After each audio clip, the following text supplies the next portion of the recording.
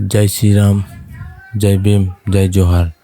તો આપણે કલમ 16ની શરૂઆત કરી રહ્યા છે. કલમ 16 શું કહેવા માંગે છે તે આપણે સમજીએ. કલમ 16 ન્યાયાલયનો ફેસલો અનુસાર કામ કરવું એ અથવા તો ન્યાય અથવા હુકમ અનુસાર કામ કર્યું હોય તે કરેલું કૃત્ય. કોઈ ન્યાયાલયનો ફેસલો અથવા કે હુકમ કે ન્યાયાલયે જે હુકમ કર્યો હોય અને જે અધિકારી હોય તે પ્રમાણે કાર્ય કરે તો તે કાર્ય કોઈ ગુનો કહેવામાં આવતો નથી.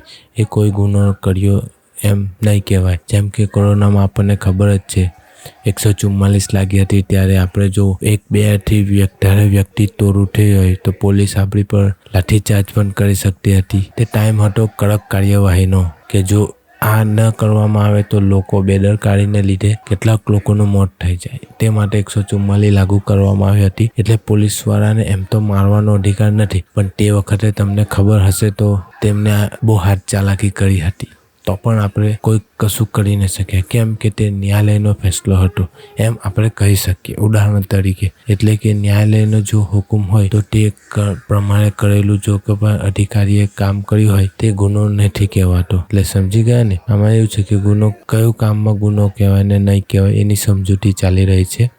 ધીરે ધીરે આવતું રહેશે બધું. તો કલમ 16 પણ સમજ્યા ને? ચાલો જય ભીમ, મળીએ.